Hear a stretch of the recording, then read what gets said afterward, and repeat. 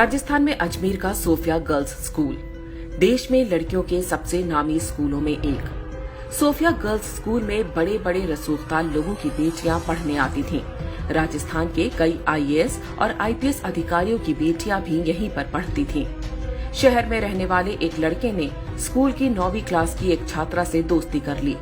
छुट्टी के बाद वो छात्रा लड़के के साथ घूमने फिरने जाने लगी।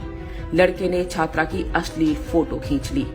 इसके बाद जो कुछ हुआ वो देश में अपराध के इतिहास में एक काले अध्याय की तरह दर्ज है, लेकिन आज भी भारत में इसके बारे में बहुत कम लोगों को पता है। ये घटना है वर्ष 1992 की और इसे अजमेर सेक्स स्कैंडल के नाम से जाना जाता है। सोफिया कॉलेज की 9वीं क्लास की छात्रा से दोस्ती करने वाले युवक का नाम था फारूक चिश्ती। उसका परिवार अजमेर के ख्वाजा मोइनुद्दीन चिश्ती की दरगाह पर खादिम का काम करता था। फारूक चिश्ती अजमेर युवा कांग्रेस का अध्यक्ष भी था। छात्रा को प्रेम जाल में फंसाने के बाद फारूक चिश्ती ने उसकी अश्लील तस्वीरें लेनी और फिर ब्लैकमेल करना शुरू कर दिया। पहले छात्रा का यौन शोषण होता रहा, फिर उससे कॉलेज की दूसरी सहेलियों को लाने को कहा गया। एक के बाद एक लड़कियां इस जाल में फंसती गईं और इज्जत बचाने के लिए वो अपने साथ दूसरी लड़कियों को भी लाती गईं। कुछ से तो उनकी भाभी और बहनों को लाने को भी कहा गया था। पहले एक लड़की, फिर दूसरी और फिर तीसरी। बहुत जल्द ही इस गिरोह के जाल में लगभग 200 से अधिक हिंदू लड़कियां फंस चुकी थीं। अपुष्ट दावों के अनुसार लगभग 250 लड़कियां गिरोह के जाल में फंस चुकी थीं। ये लड़कियां किसी गरीब या मध्यम वर्गीय परिवारों की नहीं, बल्कि अजमेर के सबसे रईस परिवारों की थीं। यह सब कुछ होता रहा और किसी लड़की के घर वालों को भनक तक नहीं लगी। यह मात्र संयोग नहीं था कि सिर्फ हिंदू लड़कियों को ही निशाना बनाया गया, मुस्लिम लड़कियों को छुआ तक नहीं गया। जिन लड़कियों से बलात्कार हुआ उनमें से अधिकांश 10वीं और 12वीं क्लास में पढ़ती थीं। मास्टरमाइंड फारूक चिश्ती अकेला नहीं था, उसके साथ अजमेर शरीफ दरगाह से जुड़ा एक पूरा गिरोह सक्रिय था। उसके मुख्य सहयोगी थे नफीस चिश्ती और अनवर चिश्ती। ये दोनों भी युवा कांग्रेस के नेता थे। बहुत संगठित ढंग से उनका गिरोह अपना काम करता रहा। मजहबी और कांग्रेसी संरक्षण मिला हुआ था, इसलिए डरने की वैसे भी कोई बात नहीं थी। अजमेर के ही एक फार्म हाउस पर यह काम बड़े आराम के साथ चलता रहा। लड़कियों को लेने गाड़ी जाती थी और बाद में उन्हें घर तक भी गाड़ी से छोड़ा जाता था।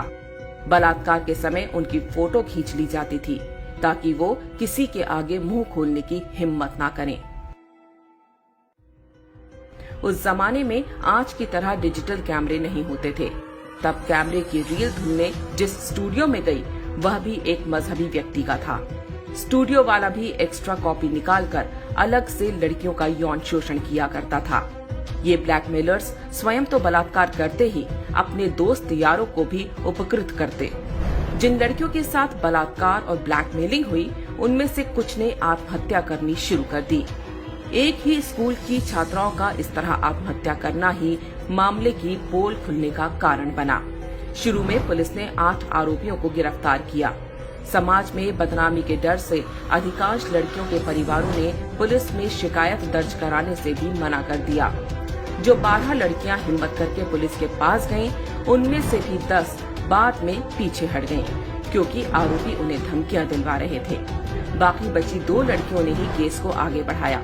उन्होंने अकेले 16 आरोपियों की पहचान की। यह वो दौर था जब बलात्कार जैसे अपराधों में कड़ी सजा नहीं होती थी। घटना के 6 वर्ष बाद जिला न्यायालय ने 8 आरोपियों को उम्र कैद की सजा सुनाई, लेकिन मुख्य आरोपी फारूक चिश्ती ने खुद को मानसिक रोगी घोषित करवा लिया, जिससे उसके मुकदमे की सुनवाई लटक गई। जिन आरोपियों को उम्र कैद हुई थी उनकी भी सजा को 10 साल की जेल में बदल दिया गया। एक फरार आरोपी सलीम नफीस 19 वर्ष बाद साल 2012 में पकड़ा गया। बाद में वह भी जमानत पर छूट गया। जब इस बलात्कार कांड का भंडाफोड़ हुआ तो राजस्थान में कांग्रेस का पूरा सिस्टम आरोपियों को बचाने में जुट गया। जो भी सामने आता उसे डरा धमका कर चुप करा दिया जाता।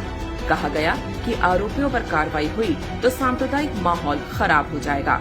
बलात्कारी एक मजहब विशेष के थे, इसलिए मोमबत्ती गैंग भी तब लड़कियों के बजाय बलात्कारियों के समर्थन में खड़ा हो गया था। सबका प्रयास यही था कि देश के लोगों को अजमेर की ख्वाजा मोइनुद्दीन चिश्ती की दरगाह की आड़ में हुए इस घिनौने और बर्बर कांड की कानों कान खबर न लगने पाए। उन्हें चिंता थी कि इससे दरगाह पर आने वाले हिंदुओं की संख्या कम हो सकती है। वास्तव में अजमेर गैंगरेप कांड की शुरुआत लव जिहाद से हुई थी। पूरी तरह से धार्मिक पहचान के आधार पर हिंदू लड़कियों को जाल में फंसाया गया। हिंदू आश्रमों और साधु संतों पर बेहूदी फिल्में बनाने वाले जिहादी बॉलीवुड ने भी कभी अजमेर के खादिमों के हाथों हुए इस बलात्कार कांड पर कोई फिल्म नहीं बनाई।